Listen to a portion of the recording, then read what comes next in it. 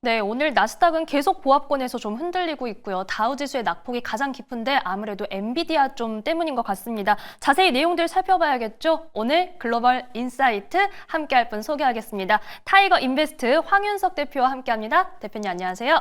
안녕하십니까? 네, 오늘 이야기 나눌 주제도 바로 한번 체크해 보겠습니다.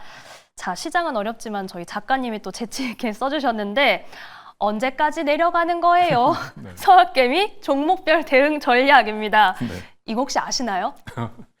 그죠? 아, 그죠? 네. 웃기시군요. 네. 네, 죄송합니다. 자, 오늘 서학개미 종목별 대응 전략. 먼저 최근 이 빅테크가 굉장히 좀 고생을 하고 있기 때문에 네. 시장 전반적으로 간략하게 진단해보고 네. 체크해볼게요. 오늘 시장 보려면 저희가 어떤 내용들을 좀 체크를 해야 될까요? 최근에 미국과 중국의 관세 주고받기 난타전이 그야말로 벌어지고 있습니다. 그쵸. 그러면서 시장과 종목이 그냥 불확실성 때문에 뭐 오르락 내리락 하고 있는데 전반적으로 이제 전강 후약으로 내리는 게 많다고 보시면 될 것 같아요. 그리고 지금 파월 풋을 기대했는데 파월 의장은 연준은 개입하지 않겠다라고 얘기를 했고요. 지금 오늘 들어오면서 보니까 EU에서는 0.25bp 금리 인하를 했습니다. 트럼프 대통령은 파월을 향해서 금리 인하를 왜 하지 않느냐라고 계속 압박을 가하고 있는 상황입니다.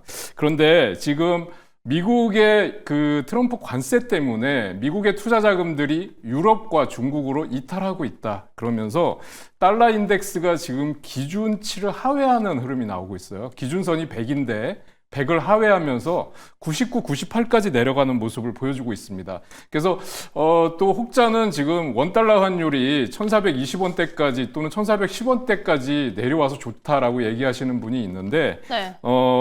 단순히 그거로만 판단할 상황은 아닌 것 같고요. 그러네요. 그다음에 미국 국채 금리가 지금 연일 하락하다가 지금 달러 인덱스 차트가 나오고 있는데요. 최근에 하락폭이 상당히 가파르게 나타나고 있는 거 보실 수가 있을 거예요. 그리고 또 미국 국채 금리가 또 변동성이 그동안 쭉 10년물 국채 금리가 약세를 보이다가 또 최근에는 올라가는 모습을 또 보여주고 있습니다. 그렇죠. 예, 그리고 금 차트를 한번 보시면 저는 참 놀라운 게요. 3,000달러, 온스당 3,000달러를 넘어서고 나서 3,300달러를 또까지 쉬지 않고 올라가는 모습을 보여주고 있습니다.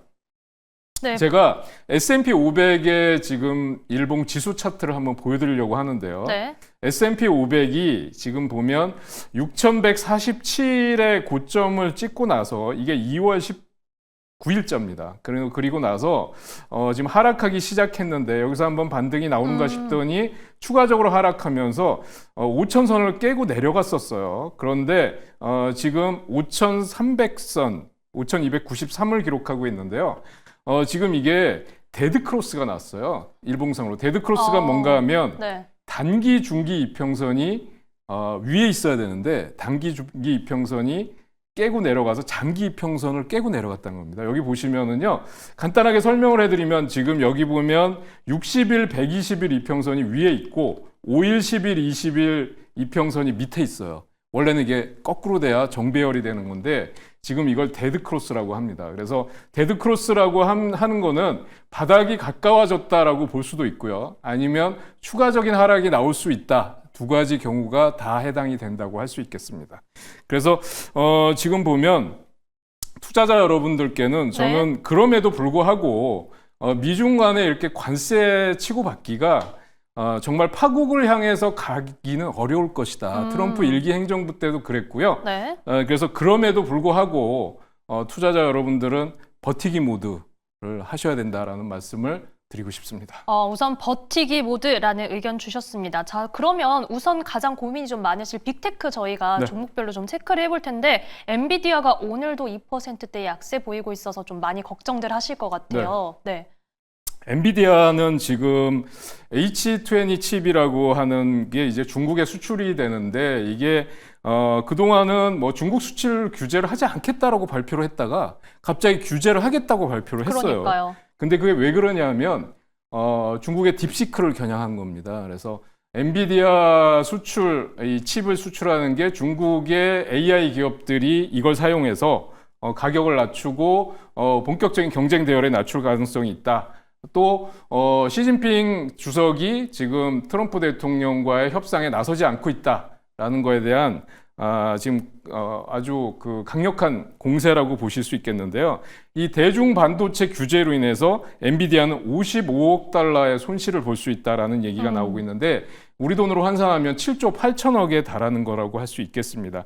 그래서 엔비디아는 일찌감치 AMD 또는 인텔과 함께 미국 애리조나에 있는 TSMC 공장에서 차세대 CPU를 생산하겠다 그래서 트럼프 대통령이 주장하는 미국 내에서 제조 생산을 하겠다라는 네. 거를 이제 기분을 맞춰주면서 눈치를 보고 있었는데 지금 이게 그야말로 다 무산될 가능성이 있게 됐고요.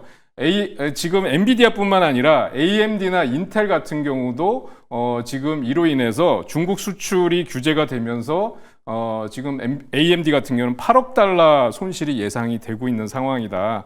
이렇게 말씀드릴 수 있겠습니다. 그래서 지금 엔비디아 같은 경우는 뭐 미국 내에 TSMC 공장의 폭스콘 그 멤버십을 이용해서 5천억 달러 AI 인프라 생산하겠다, 투자하겠다라는 얘기까지 했었고요. 사상 최초로 AI의 슈퍼컴퓨터까지 제작하겠다는 얘기를 했는데 이게 다 그대로 무산되면서 주가가 그냥 연일 하락하는 모습을 보여주고 있습니다. 지금도 2% 넘게 하락을 하고 있어요. 오늘 자칫하면 100달러가 깨질까 봐 좀 네, 걱정되거든요. 그렇습니다. 지금 여기 보면 86달러가 저점이에요. 그래서 우리가 판을 깬다라고 하는 게 저점을 깨고 내려가면 주식을 하면 안 되는 거예요. 그렇죠. 지금 같은 경우는 지금 이게 150달러에서 100달러가 깨진 상태에서 반등이 나왔는데요.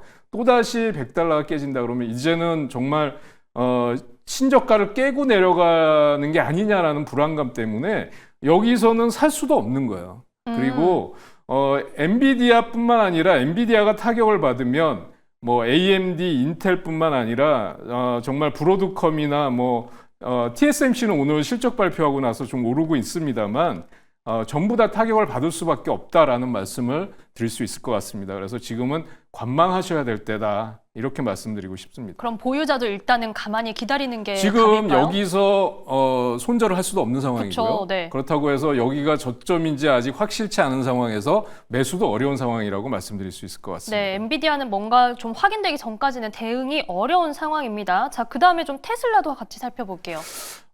테슬라는 저는 지금 뭐 안 좋은 얘기들이 너무 많이 나오고 있어요. 1분기 뭐 캘리포니아 판매량이 15% 급감했다라는 얘기도 나오고요. 그 다음에 중국의 부품 수입 계획을 철회했다. 이게 테슬라가 지금 중국에 있는 기가팩토리에서 전 세계 생산량의 50% 정도를 조립해서 생산하고 있습니다. 그런데 뭐 중국 부품을 사용하지 못하게 하거나 중국에서 생산을 규제하거나 이렇게 되면 치명적인 타격을 받을 수밖에 없어요. 그래서 또 트럼프 관세로 인해서 뭐 사이버 캡이나 이런 거 생산이 지금 차질을 빚을 가능성이 있다라는 거고요. 그 다음에 또 1분기 실적 발표가 4월 22일 날 있거든요. 거기서 사실은 저는 관세로 인해서 또는 그 트럼프 도지 수장으로 있으면서 했던 자극적인 발언들 때문에 지금 불매 운동의 영향으로 유럽에서 판매량이 급감했던 것들도 저는 이미 주가에 반영이 돼 있다고 생각합니다. 그러면 지금 테슬라의 주가를 올리기 위해서는 저는 일론 머스크가 도지 수장에서 일단 사임을 하고요. 그 다음에 6월 달에 로보택시에 전념해가지고, 그 다음에 또 차차, 자율주행차까지도 지금 중국을 규제하면 중국에서 발표할 예정인 자율주행에 대한 시험 주행 같은 게 늦어질 수밖에 없게 되거든요. 그쵸. 그래서 그런 것들도 지금 문제가 될 수 있습니다. 그래서 일론 머스크는 빨리 도지 수장을 사임하고 이제 CEO로 돌아와야 되고요. 그 시점에서 저는 반등이 나올 걸로 보고 있습니다. 결국은 머스크의 행보를 저희가 주목해야 하는 테슬라입니다. 지금 빅테크 중에서 오히려 지금이 좀 기회일 수 있다 이런 종목은 없을까요? 제가 보기에는 쉽지 없어요. 않나요? 아, 그래요? 왜인가 하면 지금 빅테크들은 지금 이 관세 전쟁에 있어서 네. 유럽이나 또는 중국에 있어서 타겟이 되고 있는 상황입니다. 그쵸. 그러니까 그러면서 지금 반독점 규제라든지 이런 쪽으로 규제를 점점 강화시키고 있고요. 그래서 지금 애플 같은 경우도 중국에서 생산하는 게 뭐 전체 부품은 전 세계에서 구한다고 하더라도 중국에서 생산하는 게 지금 90% 가까이 되고 있어요. 조립 생산하는 게. 그런데 지금 트럼프 관세로 인해서 아이폰 한 대당 가격이 $3,000까지 올라갈 수 있다는 얘기가 나오다 보니까 인도와 미국으로 공장을 이전하는 것까지도 검토를 하고 있는 상황입니다. 그래서 쉽지 않을 것으로 보여지고요. 또 마이크로소프트 같은 경우에도 보시면 지금 이게 대표적으로 마이크로소프트 같은 경우는 아마존 웹 서비스에 이어서 클라우드 전 세계 2위고요. 챗GPT 개발사 오픈 AI와 또 파트너십을 통해서 네. 지금 AI 서비스를 상용화한 회사인데도 지금 그 클라우드 사업의 둔화 또는 데이터 센터 투자를 축소한다는 것 때문에 미국의 지금 대형 투자 은행들이 목표가를 줄줄이 다 하향을 하고 있는 상황입니다. 그래서 빅테크 기업들의 대부분이 지금 이런 상황에 놓여 있다라는 말씀을 드릴 수 있겠고요.